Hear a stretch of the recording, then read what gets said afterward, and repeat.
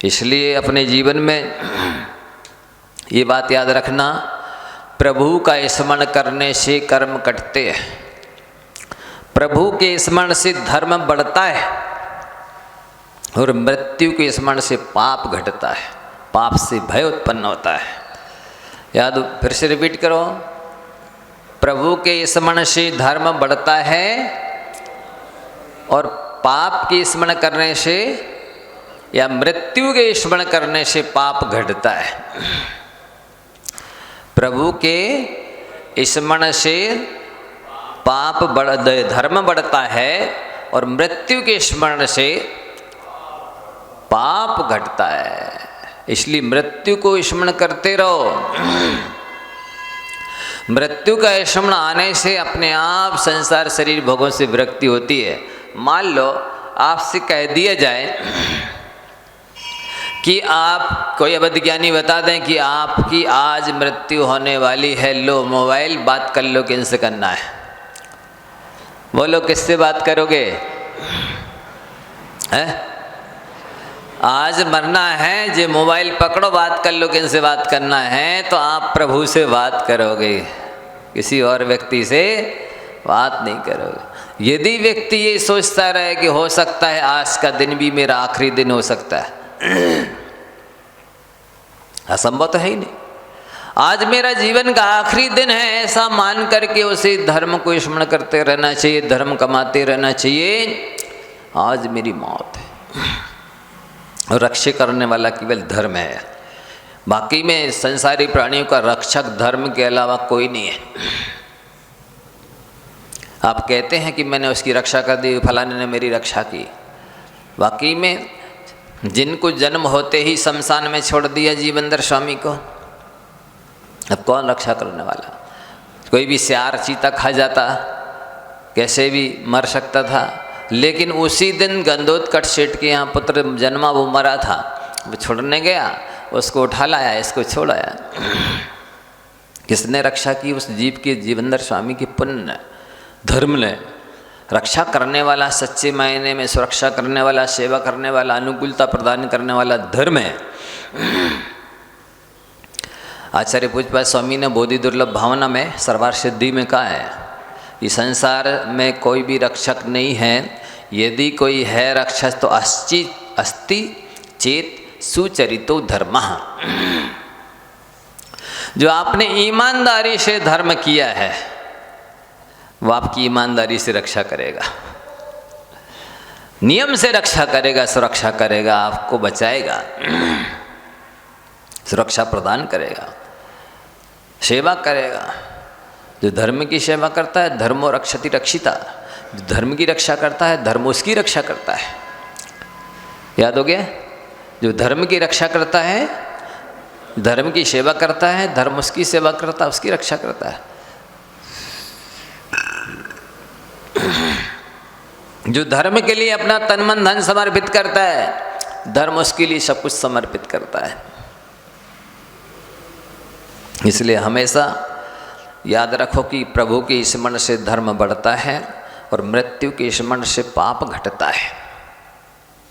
और एक बात और याद रखो, जिस संसार के लिए आप ये दिखा रहे हो अपनी सज्जनता, ऊपर से बोल रहे हो आप मीठी मीठी वाणी, पर अंदर में वो सज्जनता नहीं है, अंदर में वो आत्मीयता नहीं है, अंदर में तो दुर्भाव है और अवक्ष भक्षण करते हो। इससे बाद में मयूर की पर्याय तो मिलने वाली है ही कि उसमें ऊपर से अच्छे दिखोगे, मीठी वाणी बोलोगे, लेकिन भोजन सर्प का, कीड़ों का अवक्ष भक्षण होगा। इसलिए ऐसा विचार करते हुए कि ये संसार एक म्यूजियम है। संसार कैसा है? म्यूजियम में सब तरह के होते ना देखने के लिए खेल खिलौने आइटम, तो वो घर ले जाने के लिए होते कि देखने के लिए? म्यूजियम में जितने प्रकार के आइटम हैं मनोहर आकर्षक देखने लायक हैं, तो वो देखने के लिए ही हैं, ले जाने के लिए नहीं। एक बार एक व्यक्ति राजा की बहुत अच्छे से सेवा करता था, टहल करता था, गरीब था। राजा ने खुश होकर के दीपावली के दिन कहा मैं तुम्हारे पर ऊपर खुश हूँ, तुम जाओ हीरे मोती जवाहरात के कोठे में चले जाओ और 3 घंटे में आपको जितना खोज करके देख करके जो चीज़ पसंद आए ले जाओ, ले लेना। वो गया, भंडारी ने हीरे मोती जवाहरात का कक्ष खोला और जैसे ही देखा तो हजारों प्रकार की एक से एक आइटम रखे हुए वहाँ। और वो जैसे गया और एक अच्छा अद्भुत ऐसा आइटम था, ऐसा उपकरण था कि उसने उसमें हाथ लगा दिया। छूने की इच्छा हो गई देखने की साथ, जैसे ही छुआ और वो बिखर गया। बिखर गया। उस भंडारी ने कहा कि नहीं, पहले इसको ठीक करो तब आगे बढ़ना। अब वो उसको ठीक करते रह गया। 3 घंटे ख़त्म हो गया। उसने हाथ पकड़ के बाहर निकाल दिया, कुछ भी नहीं उठा पाया।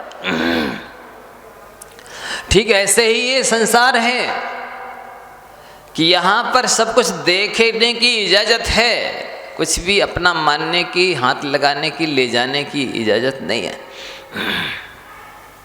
लेकिन ये मोही प्राणी, ये ज्ञानी प्राणी उसको देखने के देखता है, साथ साथ राग द्वेष करना शुरू कर देता है, छूना शुरू कर देता है, ले जाने की इच्छा करने लगता है, ले जाने की कोशिश करता है।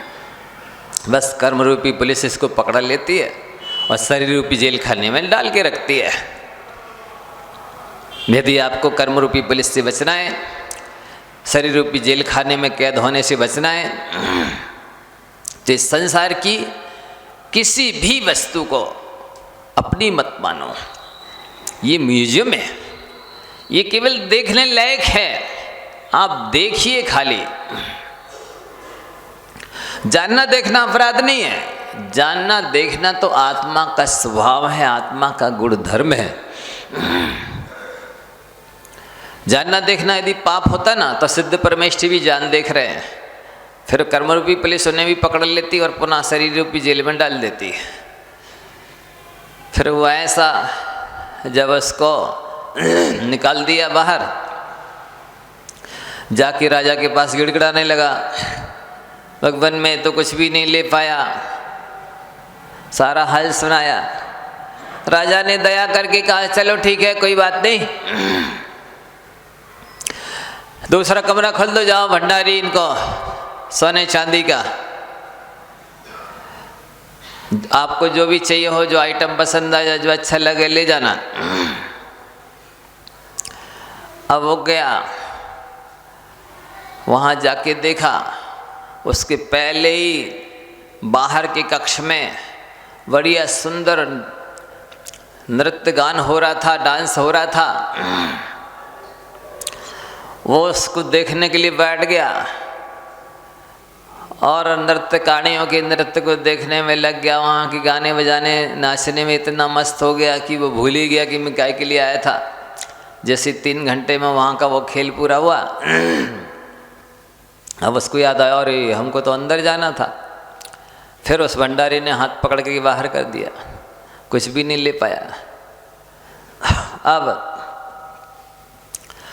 तीसरी बार फिर गया राजा के पास, रोने लगा, गिड़गिड़ाने लगा, राजन भगवान मैंने कुछ भी नहीं ले पाया, मुझसे गलती हो गई, बहुत बड़ी गलती हो गई, क्षमा करें। चल भाई ठीक है, एक बार और अवसर दिया जाता है। भंडारी से कहा जाओ पीतल तांबे का कमरा खोल दो, इसको जो कुछ इसको आइटम पसंद आए जितना वो ले जाने दो। अब दिन भर तो हो ही गया था, भटकते भटकते 6 घंटे उसमें निकले गए थे देखने करने में। अब जैसे गया और बाहर उसका बहुत अच्छा स्वागत हुआ, महिलाएं स्वागत के लिए खड़ी थी, अच्छा सुंदर और 56 प्रकार का भोजन बढ़िया उसको कराया, भोजन किया। और उस बाजू में ऐसे मखमल का गद्दा बिछा हुआ था, उसने कहा थोड़ा सा भोजन करने के बाद विश्राम कर ले। और जैसे ही लेटा तो पूरे 3 घंटे ख़त्म। भंडारी ने फिर हाथ पकड़ा, बाहर कर दिया। अब पुनः रोता रह गया, हाथ मलते रह गया। राजा के पास गया भी, लेकिन राजा ने कहा नहीं, जब आप 3 बार में कुछ नहीं ले पाए तो अब भी कुछ नहीं ले पाओगे। अब तो कुछ ले नहीं सकते। ये एक दृष्टांत आपको सुनाया हमने। वाकई में ये मानस पर्याय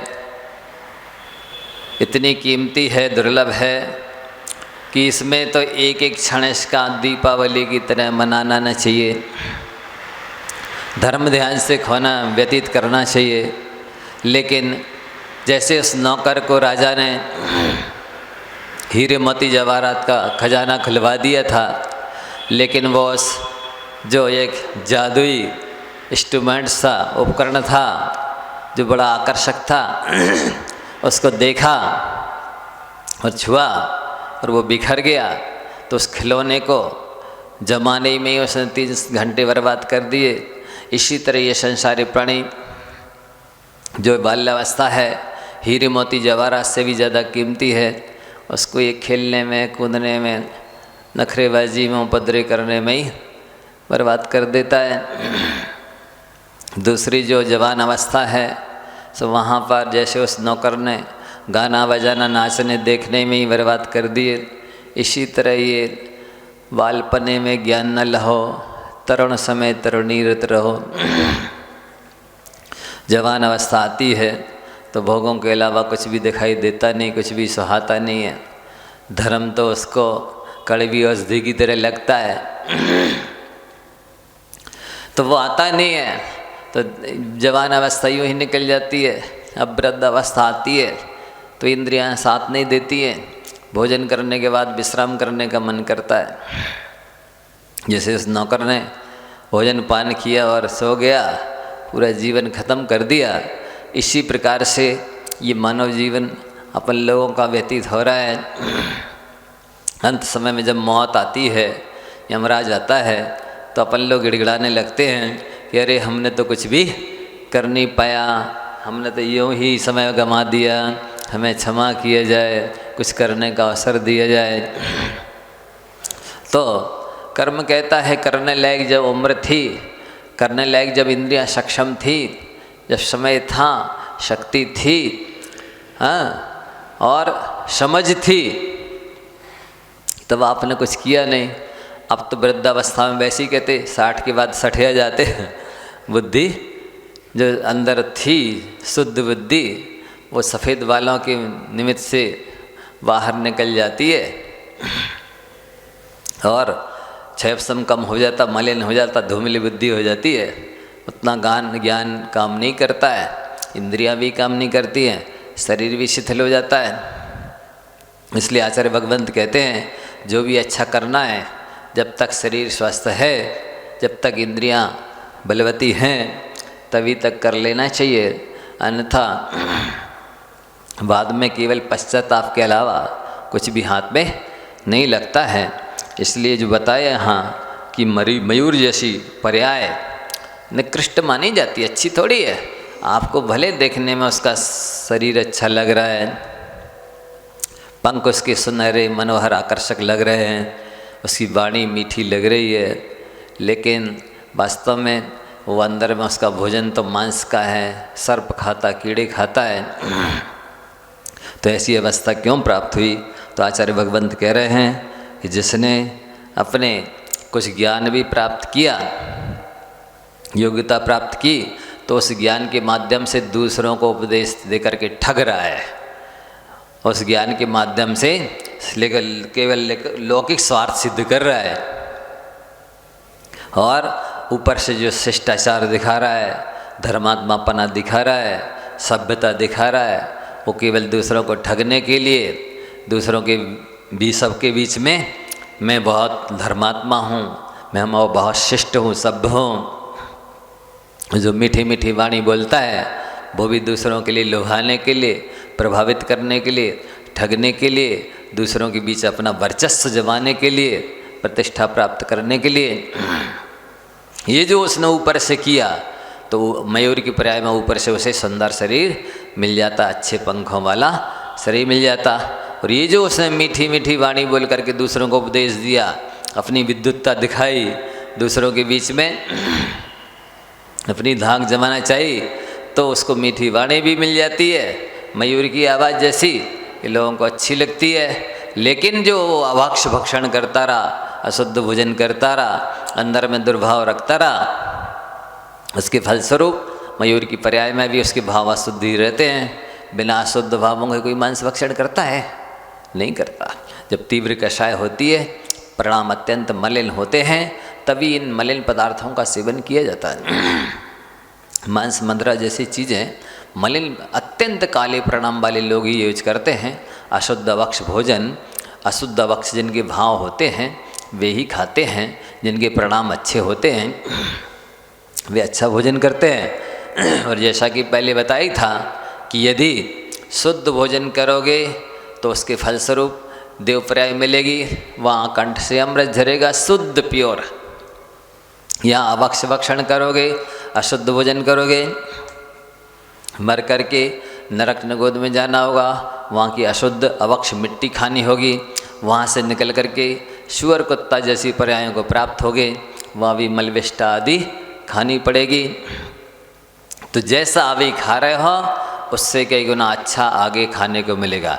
जैसा अभी बुरा खा रहे हो उससे कई गुना अनंत गुना बुरा बाद में खाने मिलेगा। ये नियम है। इसलिए मयूर जैसे काम अपन तो नहीं कर रहे हैं। अपने को अंदर देख लेना चाहिए कि हम जो ऊपर से धर्म करते हैं, ऊपर से शिष्टाचार का पालन करते हैं, सभ्यता दिखाते हैं, दूसरों को ज्ञान देते हैं, क्या वाकई में वो हम वैसा हम खुद कर रहे हैं या नहीं? उस ज्ञान का हम सदुपयोग कर रहे हैं या नहीं? या जैसे हम दूसरों से मीठी मीठी वाणी बोल रहे हैं उसके अनुरूप हम अपने भाव रखते हैं कि नहीं? हमने दूसरों को तो बताया, अपने जीवन में उतारा या नहीं? और दूसरों की दृष्टि में धर्मात्मापना दिखाया, पर वाकई में भाव मेरे धर्मात्मा जैसे हैं या नहीं? यदि नहीं है तो इन चीज़ों को सुधारने की आवश्यकता है। अन्यथा आप देख लीजिए, एक बार व्यक्ति पाप करता है, फल अनेक भवों तक भोगता है। एक बार गलती करता है, असभ्य वचन बोलता है, फल अनेक पर्यायों में भोगता है। तो ऐसी अपनी मनोपर्याय को अपन बर्बाद न करें। आगे विशेषण दिया कि हठपूर्वक दूसरों को तो वो अच्छी बातें जबरदस्ती थोपता है, लेकिन ये नियम है कि व्यक्ति यदि स्वयं नहीं उतारता है उस बात को अपने जीवन में, उसके जीवन में जो नहीं होता है उसके बारे में यदि किसी से कहा भी जाए तब भी उस पर कोई फर्क पड़ता नहीं है, वो मानता नहीं है।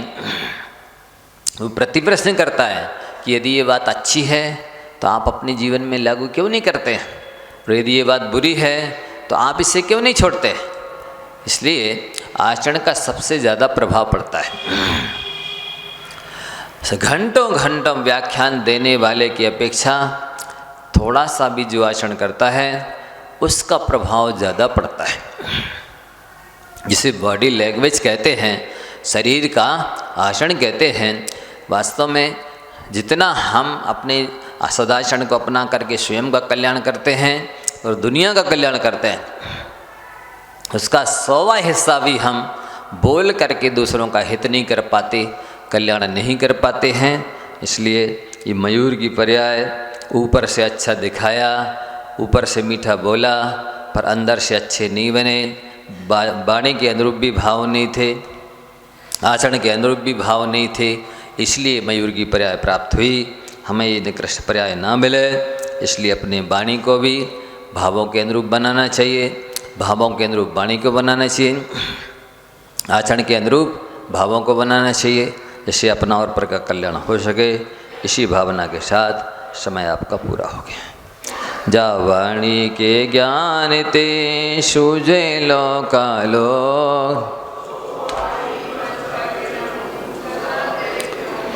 हे जिन वाणी भारती माँ,